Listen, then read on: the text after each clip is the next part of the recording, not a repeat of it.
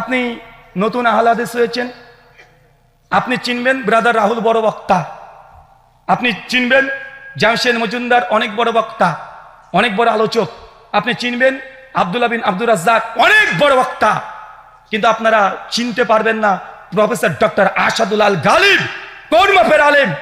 আপনি চিনতে পারবেন না আব্দুল আল কাফি কুরাইশি রহমুল্লাহ কত বড় আলেম ছিলেন, আব্দুল বারি সাহেব কত বড় আলেম ছিলেন, শহীদুল্লাহ খান মাদানী, মুজাফফর বিন মহসেন, এরা কত বড় মাপের আলেম। এটা আপনি বুঝতে পারবেন না, কারণ আমরা হচ্ছে ইয়াং জেনারেশন, আমাদের জেনারেশনে গ্যাপ পড়ে গেছে। এদের সম্পর্কে জানতে হলে আপনাকে জানতে হবে আপনার বাপের বয়সী ব্যক্তির কাছ থেকে জানতে হবে মুস্তাউদ্দিন স্যার সম্পর্কে। যারা বড়রা আছে তারাই দেখেছে তাদের আন্দোলন, তাদের লড়াই, তারা কিভাবে আহলে হাদিসকে প্রতিষ্ঠা করার জন্য রাত দিন তার রাস্তা ঘাটে একদম হয়রানি করা হয়েছে, তারা জানে। আপনি চিনছেন মনে ব্রাদার রাহুল হোসেন গোটা একদম আহলে হাদিসের নেতা হয়ে গেছে, আপনি মনে করছেন যে আব্দুল্লাহ বিন আব্দুর রাজ্জাক গোটা বাংলাদেশের নেতা হয়ে গেছে, আপনি মনে করছেন যে অমক বক্তা গোটা বাংলাদেশের নেতা হয়েছে। না, আমরা জাস্ট কর্মী, আমাদের কাজ আপনাদের শুধুমাত্র ফিল্ড পর্যায়ে, মাঠ পর্যায়ে। আজ যারা বড় বড় আমাদের আলেমরা আছে, শাইখ মাশায়েখ আছে, তাদের কাজ গোটা আহলে হাদিসকে বাংলাদেশে একদম মজবুত করা যায় কিভাবে, তাদের চিন্তা সেগুলো। আমাদের কাজ ওই রফুলে দেই জোরে আমিন না আসতে আমিন, আমাদের কাজ এটা বেদাত ওটা শিরক, এগুলো প্রচার করে জনসাধারণকে আহলে হাদিসের দাওয়াতগুলো দেওয়া। শাইখ মাশায়েখের কাজ কি কথা বলেন, তাদের কাজ কি? আহলে হাদিসদেরকে, যে বর্তমানে বাংলাদেশে গরম চলছে, আমি সেই গরমের মধ্যে যেতে চাই না। বড়রা বিতর্ক করছে, তারা করবে, কারণ এই ইখতিলাফ তখনই হয় যখন ইলম থাকে। অনেকে বলে আহলে হাদিসের মধ্যে মাত্র 4 কোটি আহলে হাদিস, তাহলে এরপরে এত মতভেদ কেন? এক হুজুর আর এক হুজুরের বিরুদ্ধে বলছে, ভাই বলে কি বলে না, অভিযোগ আসছে কি আসছে না।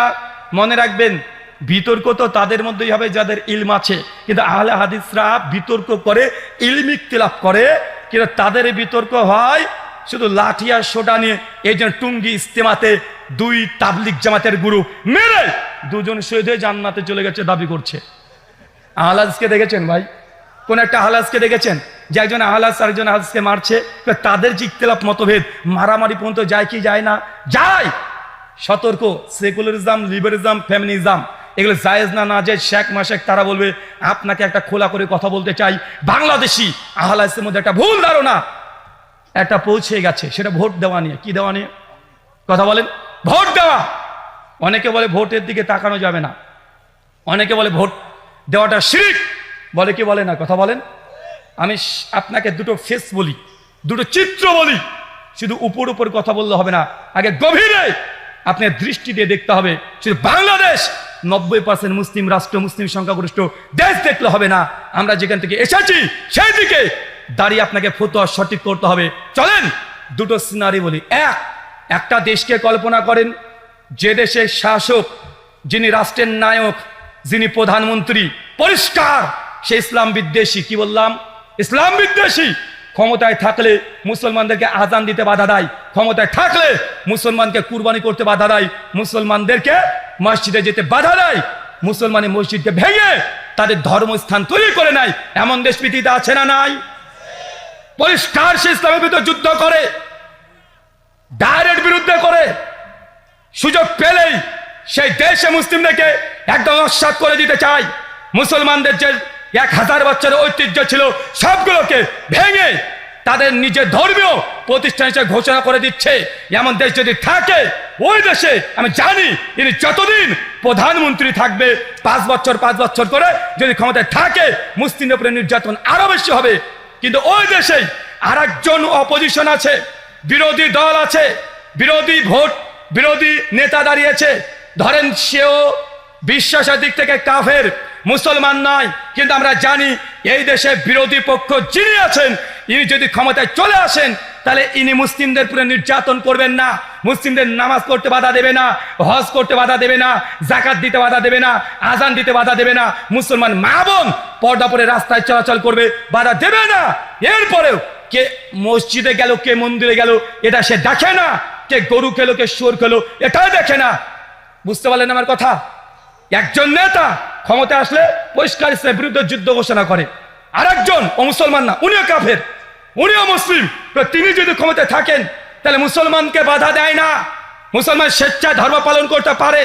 এখন এমন দেশে যদি মুসলমান থাকে 40 কোটি বা 40% যদি মুসলমানের ভোট থাকে, আপনি সেই দেশে যদি মনে করেন যে ভোট দেওয়া শিরক, ভোট দেওয়া হারাম, ভোট দেওয়া যাবে না, এই বলে যদি ভোটকে বয়কট করে দেন, 60% অমুসলিম তারা ভোট দিয়ে প্রতিষ্ঠিত সরকার যিনি আছে, যে ক্ষমতা আছে, বারবার তাকে রাজত্ব রেখে দিবে কিয়ামত পর্যন্ত, তাকে সম্ভব না। কিন্তু এই দেশে 40% মুসলমান যদি একজোট হয়ে ভোট দেয়, তাকে শোনা সম্ভব কি সম্ভব নয়? কথা বুঝলেন না মনে হয়? কথা বুঝতে পারছেন? 40% যদি আমরা একজোট হয়ে যিনি বিরোধী দলে আছেন তাকে যদি আমরা ভোট দিই, এই ভোট দেওয়াটা নাজায়েজ না হারাম? বলেন না শিরক? কোনটা হবে? আরে এই দেশে ভোট দেওয়াটা আপনার জন্য আমাদের ভারতের জামিয়া সালাফিয়া বানারস, এমনকি শেখ সালেহ আল উসাইমিন, শেখ বিন বাস, শেখ আব্দুর রাজ্জাক বিন আফিফি, শেখ সালেহ আল মুনাজ্জিদ সবাই বলেছে এমন যদি পরিস্থিতি হয় এই জায়গাতে ভোট দেওয়াটা জায়েজ, বরং অনেক ক্ষেত্রে ভোট দেওয়া আপনার জন্য বাধ্যতামূলক হয়ে যাবে। আপনি যদি ভোট না দেন, এই দেশে যদি কাফের সরকার বারবার থাকে, মুসলিমদের নির্যাতন হবে, এই সহকারী আপনি হয়ে যাচ্ছেন। ভোট দেওয়া আর ডেমোক্রেসি গণতন্ত্র দুটো দুই জিনিস। ডেমোক্রেসি গণতন্ত্র আলাদা, সেকুলারিজম আলাদা, লিবারিজম আলাদা, ফ্যামিনিজম আলাদা, আর ভোট দেওয়া সম্পূর্ণ আলাদা। দুটোকে এক করে দেখলে হবে না, দুটো দুই রকমের রুলস। ভোট দেওয়ার সঙ্গে গণতন্ত্র সারানা কোনো সম্পর্ক নেই। বুঝতে পারলেন মনে হয়? নতুন মনে হলো? দেখেন, ভোট দেওয়া কখনো ওয়াজিবের দরজায় যায়, ভোট দেওয়া কখনো শিরকের দরজায় যায়, ভোট দেওয়া কখনো জায়েজ হয়, ভোট দেওয়া কখনো হারাম হয়। আপনাকে বললাম গুরুত্বপূর্ণ জায়গা, এই জায়গায় ভোট দিয়েই ওই রাষ্ট্রে মুসলমানকে টিকে থাকতে হয়। যদি না হয় বারবার ক্ষমতায় আসবে। আসবে কি আসবে না? আচ্ছা, কোন দেশে শিরিক হবে এটাও জেনে নেন। ধরেন সৌদি আরব, গোটা বিশ্বে যতগুলো মুসলিম কান্ট্রি আছে তার মধ্যে মোটামুটি তারা কোরআন সুন্নাহকে সিংহভাগ মানার চেষ্টা করে। যদিও বর্তমান ফাঁস থেকে অনেক কাজ হয়, এটা আমরা আহলে হাদিসরা অস্বীকার করি না। প্রকাশ্যে মুসলিম রাষ্ট্রের বিরুদ্ধে আমরা ডাইরেক্ট সমালোচনা করে অমুসলিমদের হাসির পাত্র আমরা সেই দেশকে, তৌহিদের দেশকে আমরা বানাতেও চাই না। এখন সৌদি আরবে মোটামুটি কোরআন মাজিদ হাদিস দিয়ে শরিয়া আইন চলছে না? এখন সৌদি আরবে যদি এমন কোনো বিপ্লবকারী বিপ্লব ঘটাতে চাই, এমন কোনো জামাত যদি উঠে আসে, তারা যদি আন্দোলন করে বলে আমরা কোরআনের আইন চাই না, শরীয়তের আইন চাই না, আমরা চাই ব্রিটিশ ল, গণতন্ত্র, আমরা চাই ব্রিটিশ ল দিয়ে সৌদি আরব কান্ট্রিকে আমরা রাজত্ব করব, তাই বলে ওইখানে যদি কোনো দল যদি দাঁড়িয়ে যায়, এই দলকে ভোট দেওয়া কি এই শিখলেন? তৌহিদে শিখেছেন এটা হারাম? জি না, এটা শিরক।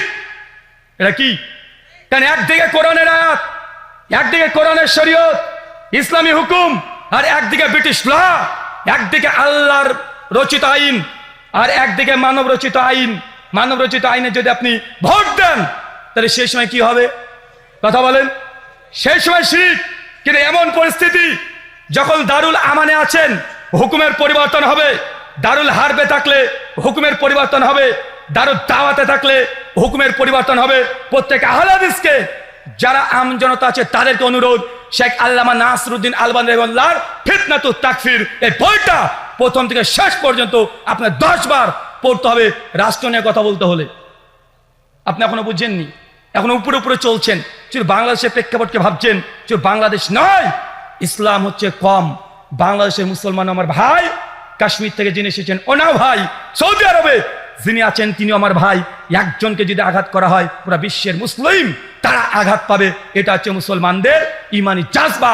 কিন্তু আমরা অনেক ক্ষেত্রে এটা ভুলে যাই। আল্লাহ সুবহানাহু ওয়া তাআলা এই ভুল ধারণা আপনাদের হৃদয় থেকে একদম 7 আসমান ভেদ করে চলে যায়, তুমি সেই ব্যবস্থা করে দাও। বলে আমিন। কথা আমার বুঝতে পারলেন? কোন অভিযোগ আছে? যদি অভিযোগ করতে হয় যে রুল ভাই আপনি ভোট দেওয়া জায়েজ বললেন, আপনার কাছে কোনো যুক্তি আছে, আমি আলোচনা করে থাকবো, আপনি চাইলে সরাসরি আমার কাছে এসে এই অভিযোগ করতে পারেন। আবারও বলছি, গণতন্ত্র, সেকুলারিজম, লিবারিজম, ফ্যামিনিজম, ডেমোক্রেসি যা আছে এটা আলাদা, আর ভোট দেওয়া সম্পূর্ণ আলাদা। দুটোকে এক জায়গাতে মাপবেন না। কথা বুঝতে পারলেন না মনে হয়। মক্কার আয়াতের ওয়েট আর মদিনার আয়াতের ওয়েট এক নয়। মক্কায় নবীজি চিন্তা চেতনা যা ছিল আর মদিনার চিন্তা চেতনা এক নয়। মাক্কি জীবনে নবীজি যেইভাবে উম্মতকে নিয়ে চিন্তা করেছে আর মদিনাতে গিয়ে কেমন চিন্তা করেছে একটু আপনাকে আগে পড়ে বুঝতে হবে। নবী সিরাত পড়েন, বুঝে নেবেন দারুল আমানের হুকুম কি আর দারুল হারবের হুকুম কি। যতক্ষণ দুটো পার্থক্য করতে না পারছেন, রাষ্ট্র নিয়ে কথা বললেই বিপদ আসবে। আর আপনারা ফেসবুকে এসে কমেন্ট করতে যাবেন না, এই শেখের বিরুদ্ধে একবার লিখে দিবেন, ওই শেখের বিরুদ্ধে একবার লিখে দিবেন না। তারা আলোচনা করছে, তাদের ইলমি ইখতিলাফ হচ্ছে, করতে দেন। মাঝখান থেকে আপনারা বিরোধিতা করতে যায় না। একজনের ভক্তই আরেকজনকে মাটির সঙ্গে পিষিয়ে দিবেন, আরেকজনের ভক্ত আরেকজনকে পিষিয়ে দিবেন, এমনটা যেন আহলে হাদিস সাধারণ কর্মী জনতা যারা আছে এমন যেন না হয়। কারণ এগুলো নিয়ে বাতিল যারা আছে তারা হাসাহাসি করছে। কথা বুঝতে পারলেন না? তারা করছে, তাদের করতে দেন। তারা বড়রা যা ইচ্ছা তাই করবে, দল যত হয় হোক। কিন্তু আহলে হাদিস সবাই ভাই ভাই। যদি 10 খান সংগঠন হয়ে যায়, 20 খান সংগঠন হয়ে যায়, 20 খান সংগঠন যদি কোরআনের কথা বলে, আহলের আকীদা মানহাজে ঠিক থাকে, সবগুলো আমাদের ভাই 20 খান সংগঠন হোক, এটা আহলে হাদিসদের কাজ আরো দ্রুত গতিত হবে। যদি একটা থাকে, একজন কাজ করবে। আরে মার্কেটে যদি 20 খানা দোকান থাকে, ওর মধ্যে যদি আপনি পুঁটি মাছ নিয়ে চলে যান, 10 দিনকার বাসি পুঁটি মাছ যদি মার্কেটে চলে যান, মাছের বাজারে চলে যান, ভাই বিক্রি আপনার হবে কি হবে না? মার্কেটে গেলে দেখবেন পচা পুঁটি মাছও বিক্রি হয়, আবার 4000 টাকা দামের ইলিশ মাছও বিক্রি হয়ে যায়। কিন্তু আপনি যদি মনে করেন যে 4000 টাকা কেজি ইলিশ মাছ বাঘার রাস্তা ধারে বিক্রি করবো, সারাদিন চলে যাবে, কাস্টমার পাবেন না। কিন্তু বাজার যখন থাকবে অনেকগুলো মাল, যখন আহলের মধ্যে 20 খান যদি সংগঠন হয়ে যায়, দল যদি হয়ে যায়, তারপরেও এটা আহলের জন্য এটা কল্যাণকর। কেন? আমাদের দাওয়াত সবার এক, নেতা আলাদা আলাদা হোক, কোনো সমস্যা নেই। কথা বুঝতে পারলেন না মনে হয়? আপনারা এটা করবেন না। উপর মহলে যারা আছে তারা ভালো বোঝে, আমাদের চাইতে অনেক বেশি বোঝে। ফিল্ডের বাইরে থেকে হাততালি দিতে ভালো লাগে। যখন কেউ বলটা ধরতে পারলো না আর আপনি বলছেন হাই হাই এই সহজ বলটা ধরতে পারলো না, এই গোলটা দিতে পারলো না, ওটা আপনার যে সহজ মনে হচ্ছে, আপনি টিভির পর্দাতে আছেন। যারা নেতৃত্ব দিচ্ছে, যারা ওপরে আছে, তারা আপনার চাইতো জেনে রাখেন কয়েক লক্ষ গুণ বেশি বোঝে। আপনি পেছন থেকে, এই জন্য আমি গত বছর বলেছিলাম না, আপনাদের রংপুরের রংবাজ হুজুর যখন বলেছিল যে তার নাকি খুব শখ 10 জন কওমি হুজুর নিয়ে আর 10 জন আহলে হাদিস হুজুর নিয়ে বাহাস করাবে, শখ জেগেছিল না গত বছরে? আমি ভেবেছিলাম, আপনাকে বলে গেছিলাম, এই স্টেজ থেকে বলে গেছিলাম, শুধু মানে জায়গাটা পরিবর্তন হয়েছে। আগে ছিল ওই ভেতরে, আজকে হচ্ছে একটু বাইরে, কিন্তু প্রতিষ্ঠান কিন্তু একটাই। আমিও বলে গেছিলাম ভাইজান এই শখ যখন করেছে শখ পূরণ হবে। গত বছর বলে গেছিলাম এত তাড়াতাড়ি যে শখ পূরণ হবে আমি বুঝতে পারিনি। গত বছর শখ পূরণ হয়েছে কি হয় নাই? তারাবি ওমর বিন 8 রাকাত না 20 রাকাত, এটা নিয়ে বিতর্ক দেখেছেন না? দেখেছেন তো? মুজাফফর বিন মুহসিন হাফেজুল্লাহ বলে গেলেন না, আহলে হাদিসের যদি একটা জেনারেল শিক্ষিত সাধারণ কর্মীও থাকে, তারপরেও এই বাংলার বুকে না গোটা বিশ্ব জগতে কোরআন এবং হাদিসের দাওয়াত দিয়ে বাতিলদেরকে দলিল দিয়ে দাফন করে ছেড়ে দিতে পারে। ভাই আমি আগে বলেছি আমি আলেম না, আর যদি আমাকে কেউ যদি আলেম না বলে, এটার আমাকে চ্যান্টিম্যান জবাব আছে, আর যে জবাব দেব ওই জবাব ও হজম করতে পারবে না, ও বিষ খেয়ে মরে যাবে। একটু দিয়েই দিই। বারবার বলে যে তুমি আলেম না। ভাই আলেমকে পৃথিবীতে দেখাও আমাকে। কে আলেম? ইনাতুল আব্বাসী, উনাকে আলেম বলবেন? কিছুদিন 2 বছর আগে আলাউদ্দিন জিহাদি পরিষ্কারভাবে বলে দিয়েছে ইনাতুল্লাহ আব্বাসী ও আলেম না, জাহেল। বলি না ভাইজান? আবার ইনাতুল্লাহ আব্বাসী আলাউদ্দিন জিহাদিকে জাহেল বলেছে। কিউট বয় রেজাল করিম আবরার আবার চ্যালেঞ্জ করেছে আলাউদ্দিন জিহাদিকে, এক পারা যদি ফতোয়া স্বামীর নেড়া আরবি টাকলা আরবি পড়ে দিতে পারে তাহলে নাকি বাহাসে জিতে দিবে। মানে আবরারের কথা অনুযায়ী এই দেখেন আলাউদ্দিন জিহাদি মূর্খ জাহেল। তো আলেম কে রে ভাই? তুমি যাকে আলেম বলছো, তোমাদের গ্রুপের ব্যক্তিকে তুমি বলছো আলেম। বাংলাদেশে বর্তমান বাইতুল মুকাররমের যিনি খতিব, নাম কি? মাওলানা আব্দুল মালিক। আমি গত বছর পর্যন্ত তার নামের শেষে বলতাম হাফেজাহুল্লাহ। গত বছর পর থেকে বলি না। কেন বলি না? কারণ তিনি, তাকে যখন প্রশ্ন করা হয়েছে আমিন প্রসঙ্গে, ভিডিওটা ভাইরাল হয়েছিল যে কিছু কিছু ব্যক্তিরা মসজিদে আমিন বলে, আমি তার ইলমের কারণে তাকে শ্রদ্ধা করতাম, তাকে ভালোবাসতাম। তার জন্য আমার প্রত্যেক আলোচনাতে আব্দুল মালিকের নাম নিলেই আমি বলতাম হাফেজাহুল্লাহ বলতাম। গত বছর থেকে বলি না, এই জন্য উনি নবীর সুন্নাতকে নিয়ে এমন কটূক্তি করেছে, বলছে সৌদি আরব থেকে কাজ করতে গিয়ে ছেলেরা সব আমিন নিয়ে আসে, আমিনকে চিৎকার মারে। নবীর সুন্নাতের সঙ্গে এটা দুশ্মনী করা হয়েছে না? তো যে নবীর সঙ্গে দুশ্মনী করবে, নবীর সুন্নাতের সঙ্গে দুশ্মনী করবে, তার সঙ্গে আমাদের কোনো সম্পর্ক, ভালোবাসার সম্পর্ক থাকতে পারে না। কেন? আপনাকে ভালোবেসেছিলাম আপনার ইলমের কারণে, কিন্তু আপনি সেই ইলমের সঙ্গে, নবীর হাদিসের সঙ্গে, সুন্নাতের সঙ্গে কটূক্তি করেছেন, যেই জন্য সম্মান করেছি ওই জন্যই এখন আর হাফেজাল্লাহ শব্দটা বলি না। আচ্ছা, আলেম আলেম করছে, দুটো বইয়ের নাম বলে যাই, অনেক ছাত্র বন্ধুরা আছেন। একটা বইয়ের নাম হোসাইমুল হারমাইন। কি নাম বললাম? এটা মৌলানা আহমদ রেজা খান বেরলভি, সুন্নিদের প্রতিষ্ঠাতা। সুন্নি বলে হয়তো বুঝবেন না, আমরা ভারতে বলি বেরলভি। বাংলাদেশে পরিচিত বিখ্যাত নাম জিলেপি হুজুর। কি হুজুর? রেজবি জিলেপি, তাই না? লাহাবি বললেও চলে। আর একটা বই আছে আল মুহান্নাদ আলাল মুফান্নাদ। কি নাম বললাম? আল মুহান্নাদ আলাল মুফান্নাদ। সেই সময়তে আলা হযরত সুন্নিদের ইমাম আহমদ রেজা খান বেরলভি 1905-এ একটা বই লেখে। বইটা লিখেছে একসঙ্গে দেওবন্দি প্রায় 15 জন আলেমকে কাফের ভোতা দিয়েছে। কে কে লিস্টে আছে জানেন? কাসেম নানুতুবি, হোসেন আহমদ মাদানি, রশিদ আহমেদ গাঙ্গোই, আশরাফ আলী থানভী। তো দেওবন্দিরা যাদেরকে মনে করে আল্লাহর ওলি, হাকিমুল উম্মাত, এর মতো আলেমা দুনিয়াতে নেই, তার যমজ ভাই বেরলভি হানাফি তারা বলে এরা হচ্ছে কাফের। তো তুমি যাকে আল্লামা মনে করো, বেরলভিরা আল্লাহ স্বীকারই করে না, কাফের বলে। আবার বেরলভিরা যাকে আল্লাহর ওলি মনে করে, আহমেদ জাখানা বেরলভিকে, আহমেদ ইয়ার খান নাইমিকে, দেওবন্দিরা আবার তাদের আল মুহান্নাদ আল মুফান্নাদে বলেছে বেরলভিরা হচ্ছে শয়তানের জামাত, মানে শয়তানের দল। মানে বুঝতে পারলেন না? তো আমাকে তুমি আলেম না আলেম না পরীক্ষা করছো? তোমাদের যমজ ভাই দুই গ্রুপ, তোমরা দুজনকে তো আলম স্বীকার করো না। এলাতুল্লাহ আব্বাসী বলে লুৎফর রহমান ফারাজি জাহেল, মূর্খ, কিছু জানে না। আবার লুৎফর রহমান ফারাজি এনাতুল্লাহ আব্বাসী বলে এ জাহেল, এ কিছু জানে না, এ হচ্ছে গাবগাছি। ভাই বলে কি বলেন না? কথা বলেন তো। ভাই আমি যদি মদিনা ইউনিভার্সিটি থেকে সনদ নিয়েও আসি, আমি যদি দেওবন্দ থেকে সনদ নিয়েও আসি, তারপরে তোমাকে আলেম স্বীকার করবে বলো, তাহলে আমি কাল থেকে বক্তব্য ছেড়ে দিয়ে দেওবন্দ থেকে ভর্তি হয়ে যাব। কিন্তু আমার মানহাজ আকীদা থাকবে আহলে হাদিস, আমাকে স্বীকার করে নিবে তারা। কথা বলেন। আমি দেওবন্দ থেকে 10 বছর পড়বো দরকার হয়, যদি তোমার সার্টিফিকেটের প্রয়োজন হয়, যদি আমাকে একাডেমিক্যালি পড়া যদি তোমার জন্য যোগ্য মনে হয়, তাহলে আমাদের এই যে মুকাররম বিন মুহসিন হাফেজাহুল্লাহ আল মাদানী তিনি আছেন, তার কথা হলো মেনে নাও। তিনি তো বলছেন শহরে বেদাত করছে কেন? তাহলে উনি তো আলেম, আলেম না? কথা বলেন। শেখ মতিউর রহমান মাদানী হাফেজাহুল্লাহ তৌহিদ শিরকের বিরুদ্ধে এত কথা বলেছেন, অনেক কথা বলেছেন। তিনি তো হানাফি মাদ্রাসায় পড়েছেন, তিনি তো আবার মদিনাতে দীর্ঘদিন ধরে পড়ছেন, দাস দিচ্ছেন। আমি আলেম না, তিনি তো আলেম, তার কথাগুলো মেনে নাও। মানবা না কেন? কারণ তোমার বাপের বিরুদ্ধে যায়, তাই তোমার বাবার বিরুদ্ধে চলে যায়। মানে তোমার ফিরকার ও যদি জাহেল হয়, ও পরে কাল অনেক বড় আল্লামা, আর বিরোধী দল ওদের দলে যদি আল্লামা থাকে, তোমার বিরুদ্ধে গেলে তুই তাকে জাহেল বলতে দাও, তা আমার ডিগ্রি আর থাক আর না থাক যাই আসে না। কথা বোঝেননি মনে হয়? আমার ডিগ্রি থাকলেও তুমি মানবে না। আমি যে 10 বার দাওরা পাস করি, তারপর তুমি আমার কথা মানবে না।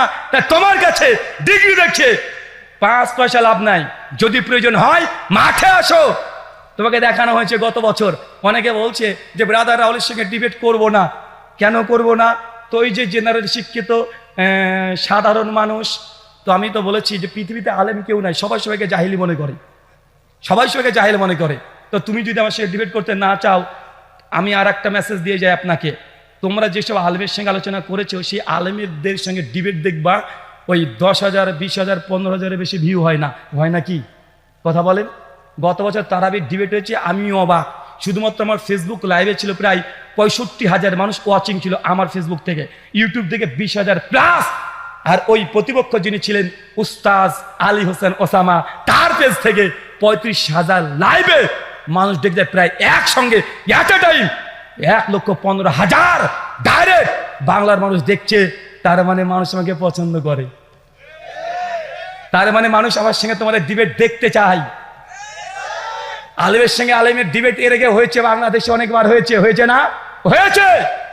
অতজন মানুষের আকাঙ্ক্ষিত ছিল না, মানুষ অত দেখারও আগ্রহ ছিল না। কিন্তু ব্রাদার রাহুলের সঙ্গে যখন ডিবেট হয়েছে, কমপক্ষে একসঙ্গে 1,10,000 বাংলাদেশে যতগুলো সোশ্যাল মিডিয়া প্ল্যাটফর্ম আছে সবচেয়ে রেকর্ড একসঙ্গে 1,10,000 মানুষ ওয়াচিং, এটা জিন্দেগিতে হয়নি। হয়েছে কথা বলেন দেখান। তার মানে চাচ্ছে, বাংলার জনতা চাচ্ছে ব্রাদার রাহুলের সঙ্গে ওই দেওবন্দি বা বেরোলবি তাদের আরো ডিবেট হোক। চান কি চান না? জি। সামনে রামাজান, অনেকের কামড়া কামড়ি শুরু হয়ে গেছে। তারাবি 8 নাগাদ না 20 নাগাদ, ওটা তো কেস ইজ ক্লোজড, ওটা তো কমপ্লিট হয়ে গেছে, ওটা নিয়ে আর হবে না। বাংলার মানুষ বুঝে নিয়েছে। মানুষ আগে মনে করতো যে নবী আমার 8 টাকার তারাবি পড়েছে আর ওমর বিন খাত্তাব 20 টাকার তারাবি চালু করেছে, অনেক আহলে হাদিস এটাই মনে করতো না। যখন এই বিষয়ে যখন প্রথম হেডিং হয়েছিল, আমাকে অনেক মাদানী আলেম ফোন করেছে যে রুহুল ভাই আপনি এটা কিসে আপনি ডিবেট করতে যাচ্ছেন, যে ওমর বিন খাত্তাব কতবার তারাবির আদেশ দিয়েছেন আর উমর তো 20 টাকাতে চালু করেছেন। তাদের এরকম ধারণা ছিল, অনেকে আমার প্রতি অভিযোগ করেছে। আমি বলেছি পিকচার আবি বাকি হে, कुर्सी का पेटी बांध लीजिए, मौसम बिगाड़ने वाला है। মানে তাড়াতাড়ি সিট বেল্টটা বেঁধে নেন, আবহাওয়া খারাপ হতে চলেছে। সবার ধারণা এটাই ছিল যে ওমর বিন খাত্তাব 20 টাকা চালু করেছে, নবী 8 টাকা পড়েছে। আমি দেখেছি ওমর বিন খাত্তাব 20 টাকা তারাবির কথা বলেনি, তিনি আদেশও করেনি। তার যুগে কে কে পড়েছে নাম নেই হাদিসে, কিন্তু ওমর বিন খাত্তাব যে মুয়াত্তা মালিকের হাদিসে 8 টাকা তারাবির আদেশ করেছে। গোল্ডেন চেন, এই গোল্ডেন চেনের মর্ম তো তারা বুঝবে না। বাদরের গলায় যদি সোনা বা মুক্তার যদি চেন লাগিয়ে দেন, ও তো ছিঁড়ে ফেলবে না। আর তার ছেঁড়া চেন নিয়েও খুশি হবে, কেননা 20 টাকা ওমর বিন খাত্তাব যে চালু করেছে, যে হাদিস মুসনাদ থেকে দিয়েছে, আমরা প্রমাণ করে দেখিয়ে দিয়েছি ওই হাদিস মুনকাতে মানে সনদ বিচ্ছিন্ন, মানে ছেঁড়া চেন। কোথায় আমার সোনার চেন, কোথায় তোমার ছেঁড়া চেন? ছেঁড়া চেন নিয়ে খুশি, তুমি খুশি থাকো। তবে আর একটা বাকি আছে, রামাজান, ফিতরা টাকা না খাওয়ার, কোনটা সুন্নাত? ডিবেট চান? কার সঙ্গে চান? প্রতিপক্ষকে? হ্যাঁ, কিউট ভাই বাবা, ভোটে কিউট ভাইয়ের নাম এসেছে। কিউট ভাই তোমাকে চাচ্ছে রামাজানে, ফিতরা টাকা না খাবার। রেডি তো আপনারা? আচ্ছা, উনি বলবেন যে না উনি জেনারেল আর ও হচ্ছে মিনারেল। ও হচ্ছে মিনারেল, কি কথা বলেন? মিনারেল আর আমরা হচ্ছে জেনারেল। তো ভাই জেনারেল কাছে একবার তো এসেছিল না? ডিবেটার নাম দিতে হবে না, দাও আলোচনা, দাও পর্যালোচনা, দাও মিটিং, দাও বৈঠক, যা ইচ্ছা তাই নাম দিয়ে দাও, তাও কোনো সমস্যা নেই। যে লাউ সেই কদু, কথা বুঝলেন না? মানে পেস্টিজে বাঁধে, বলছে ডিবেট নামে যা যাবে না, কি নামে আসতে হবে? পর্যালোচনা। তাই আসো, যে পারে সব জায়গায় পারে, তাই না? যে পারে সে সব জায়গায় পারে। আহলে হাদিস জনতা চাচ্ছে এবছর রামাজান মাসে ফিতরার আগেই ফিতরার টাকা দেয়া সুন্নাত না খাবার দেয়া সুন্নাত, এই মাসালায় যত দেওবন্দি বাংলাদেশে আছে, ইন্ডিয়াতে আছে, সুন্নি বেরলবি যা আছে, সবাই না ভাবতে পারে সবাইকে হয়তো চ্যালেঞ্জ করব, অত নিচে আমরা নামতে পারবো না। সুরের সঙ্গে লড়াই করার জন্য ওই নর্দমায় নেমে কাদা মাখতে রাজি নই। যারা মূল স্ট্রিম আছেন তারা আসেন, আর যদি মনে করেন যে না আমার ডিবেট করার জন্য ইজাজত লাগবে, এখানে মাদানী সাহেব আছেন, তিনার সম্মতি নিয়েই এই বিতর্ক হবে। চান কি চান না? কথা বলেন। 1 cute boy, 2 play boy, 3 night boy. নামগুলো জানা আছে তো? কিউট বয় কে বলেন তো? সবাই তো জেনে নিয়েছেন। নাইট বয়কে ওই যে রাত্রিবেলা চশমা পরে, অটো তালাক বউ করে দেয়, আমি ঘরে থাকবো বউ নিয়ে আমার বউকে তালাক দিয়ে দেয়। এদের তো চরিত্র খুব ভালো না, কথা বুঝলেন না ভাইজান? 3 নম্বর প্লে বয়, রংপুরে রংবাজ হুজুর, গত বছর থেকে ভ্যানিশ, আর নাই। আর দেখা যায় আহলে হাদিসরা নাকি ইহুদিদের বিরুদ্ধে কথা বলে না, ফিলিস্তিনের যুদ্ধের জন্য কথা বলে না। গত বছর 5ই আগস্টে যা ঘটে গেছে, ওই প্লে বয়কে মাঠে দেখা যায় না, ও ঘুমিয়েছিল। ফেসবুকে দেখেছেন, আন্দোলন করতে দেখেছেন, রাস্তাতে নামতে দেখেছেন, কোন জায়গায় গিয়েছে না? বেটা ফিলিস্তিনের যুদ্ধ করতে যাবে তোমার নিজের মাতৃভূমিতে, ছেলেরা রক্ত দিয়েছে রংপুরে অনেকেই, তারপরে তার পা তো দূরের কথা পাঞ্জাবে দেখা যায়নি, দেখা গিয়েছে তোমরা কত বড় মুজাহিদ বাংলার মানুষ দেখে নিয়েছে, ভয়ে ঘাপটি মেরে ফেসবুকে একটা কমেন্ট করার সাহস পায় নাই, বরং কিছু কিছু মানুষ রটিয়ে দিয়েছিল সেই সময় ওই প্লে বয় ও নাকি গুম করে নিয়ে চলে গেছে। 2 দিন পর ফেসবুকে এসে বলছে একটা গুজব কেউ ছড়াবেন না। সেই সময় দেখবেন 5 আগস্টে পোস্ট করেছিল গুজব কেউ ছড়াবেন না। অনেকে ভাবছেন আমি ওই আদনান না নাদান, মানে শিশু বাচ্চা, ওই নাদান ও নিজে পোস্ট করে বলে দিচ্ছে যে দেখেন আমাকে কেউ গুম করেনি, আমি সুস্থ আছি, স্বাভাবিক আছি, আমি এই মুহূর্তে কোরআন এবং হাদিসের অনেক গভীর মুতালা করছি। বেটা বাংলাদেশ যাচ্ছে ভেসে আর তুমি মুতালা করছো। তোমার এই মুজাহিদ দেবেন তার পোস্ট আছে, যদি আমার বক্তব্য শুনে পোস্ট ডিলিট না করে দেয় এখন স্ক্রিনশট মেরে রেখে দেয়, কারণ বিশ্বাস নেই তাদেরকে, ডিলিট করে দিতে পারে। সম্মানিত সুধী, তার মানে আমরা বুঝলাম বাংলার মানুষ চাই যে তারা আমাদের সঙ্গে আসুক। নামও যে 3 জনে বলে দিয়েছি, কয়েকটা নাম নতুন যুক্ত হবে এবছরে। তার মধ্যে একটা আরিফ বিন হাবিব খুব ফটর করেছিল, বেটা বলেছে 1264 হিজরির আগে নাকি কেউ 8 টাকা তারাবি এই আন্দোলন নাকি ছিল না। আমি তোমাকে চ্যালেঞ্জ করে বলেছি মায়ের যদি দুধ খেয়ে থাকো 1284 হিজরির আগে তারাবি তাহাজ্জুদ আলাদা নামাজ একটা দলিল তোমার বাপের ঘর থেকে হলে দিয়ে যাবে। এটা 1264 হিজরির আগে 84 হিজরির আগে কেউ দাবি করেনি, কেউ না। যদি বুকে দাম থাকে তারাবি না তাহাজ্জুদ একই নামাজ না ভিন্ন নামাজ, এই বাহাসে আরিফ বিন হাবিব ওয়েলকাম, চলে আসো, রাজি আছি। তুমি আবার বলো না জানো যে জেনারেল, কারণ তুমি একাধিক আলোচনাতে বলেছো যে তুমি যে মসজিদে খুতবা দাও, যে মসজিদে আলোচনা করো, মাঝে মাঝে আহলে হাদিস ছেলেরা ছোকরারা নাকি গিয়ে বলতেন বা বলেন যে আপনারা কেন বুকের উপরে হাত নাবির নিচে হাত বাঁধেন, বুকের উপরে হাত বাঁধা হাদিস নাকি সহি। তুমি নাকি বলে অ্যাস খুলে সব খুলে হাদিস থেকে বুঝিয়ে দাও। বেটা আমি আহলে হাদিস আসো, একবার বুঝাতে আসো।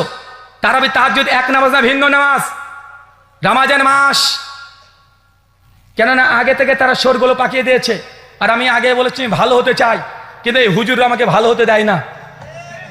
আমি কত চেষ্টা করি ভালো হয়ে যাব, বারবার চেষ্টা করি যে আমার এই ভাইদের সঙ্গে ডিবেট বাহাস মোনাজারা করবো না, বারবার শুধু পেছনে খুচা দেয়। তো খুচা দিলে তো বাঁশঝাড় রেডি আছে না নাই?